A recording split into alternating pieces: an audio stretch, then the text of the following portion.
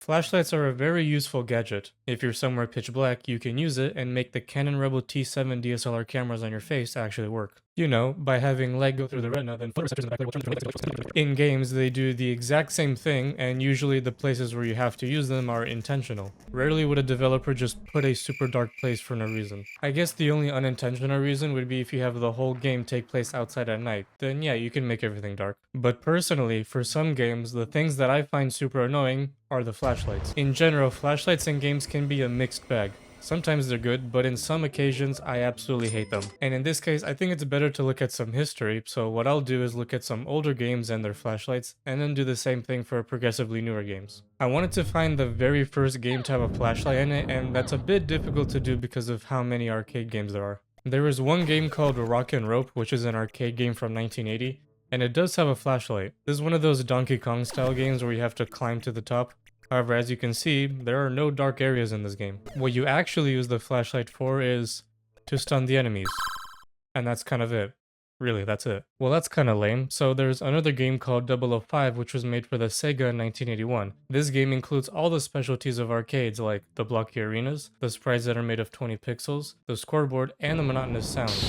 This game also shows a flashlight being used properly. In specific levels, you're in what looks to be some dark warehouse, along with some enemies that are looking for you with flashlights. Clearly for 1981, this was about as sophisticated as you're gonna get because they need flashlights while you have x-ray vision, so, you know, it's like, the enemy flashlights, though, have a very clear distinction. The range extends until it hits a wall, but crucially, they can only see within the flashlight space. So even if you stand like right here and they're right here, they can't see you. That's important because that's kind of how enemies with flashlights continue to function for a while and arguably kind of still do. You know that instinct of just assuming that an enemy can only see you if you're in their flashlight's field of view, even if you're literally whispering in their ear? Although the opposite is true in Faith. I'm aware that Faith is not an old game, it's actually really new, but it's made in the same arcade style, which is what's important here. In Faith chapters 2 and 3, there's a few sections where you have to navigate around with a flashlight, and in chapter 1, you can play it in flashlight mode, which just means you have to play the whole chapter with a flashlight.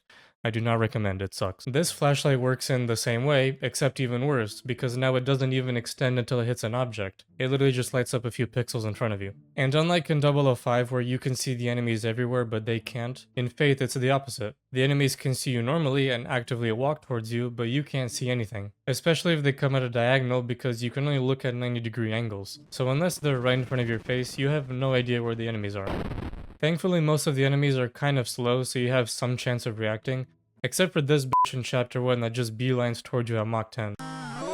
See, in chapters 2 and 3, the segments where you have to use the flashlight are made that way on purpose. The enemies are slower so you can actually react, and there's less objects in the way, making it easier to navigate. But chapter 1 wasn't designed with a flashlight in mind, so when you play in flashlight mode, it's basically just a hard mode in disguise. When Spider-Man runs toward you, you have to spin around like a helicopter to catch him, and for the boss, you basically have to memorize how it works, otherwise you can't see and you'll die.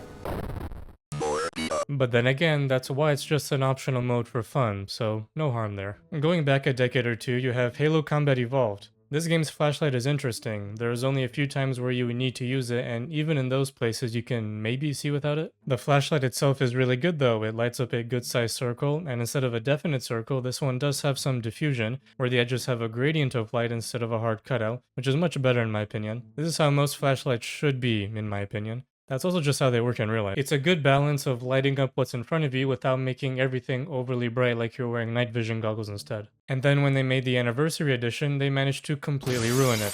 Now instead of needing to use it a couple of times, you never need to use it because everything is super bright. Like the mission 343 Guilty Spark was super muddy and dark in the original, but now looks colorful and not dingy at all in the remaster. Now I'm still a big fan of the remaster because it just looks better, but they just threw the flashlight in the dumpster. And that's a problem because if you almost never need to use it, then why even include it? Like I said in the beginning, adding a flashlight in a game is intentional, meaning that you want the player to be forced to use it for some segment. If you don't need to use it, then it's just a wasted feature. In some cases, it feels like an annoyance, like in Slender the 8 Pages. Now this is a horror game, so the whole game does have to be kind of dark to bump up the horror, but also in this game you need to use the flashlight the whole game. It's a requirement. Without it, the game is literally pitch black and you can't see anything. And since you're dependent on the flashlight, the developers made it have a limited battery to make you hurry the f*** up. If you take too long, the flashlight starts dimming and eventually dies.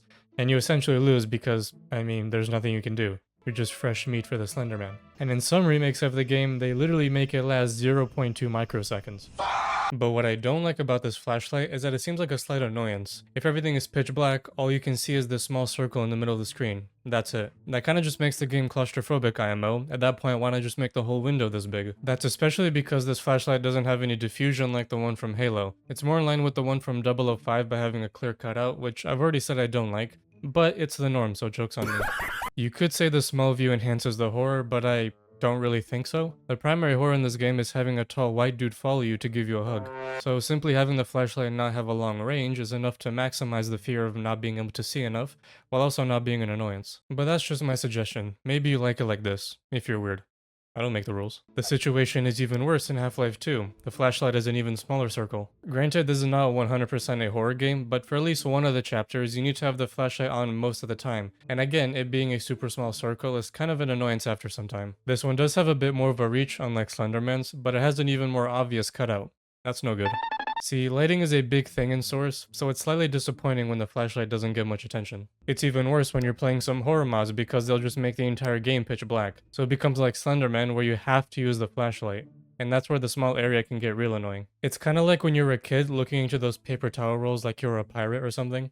Was that just me? Now, I never fully played Doom 3, but I do know that its flashlight is also strange. It's one of those games where it counts as a separate item that you hold, meaning that you have to put away your gun and hold the flashlight to use it. Usually I hate that concept. I can't explain why, it just feels wrong. And usually only works for full-on horror games, which in this case, Doom 3 almost is, so I'll give it that. Also, this is weird, but the actual light is off-center. Someone's gonna pull the realism argument, I just know it, but like, come on. In this game, you can make it center. Actually, when id Software made the BFG version, which is basically a remaster, they changed the flashlight. Now it's a shoulder mount instead of a holdable object, meaning you can actually see what you're shooting at. Thank the heavens. I was never around the Doom 3 community, but apparently that change was controversial. I don't really get why, but you know, it's the internet. Don't question it. So those are some examples of flashlights. Some good, some not so good, and some dumpster fire ones. I'm not gonna go over any newer games because I think you get the idea and they've kind of worked the same way ever since. Flashlights can probably be a bit tricky to get right because you have to keep in mind what kind of game you're making, where you want them used, and even just how they work.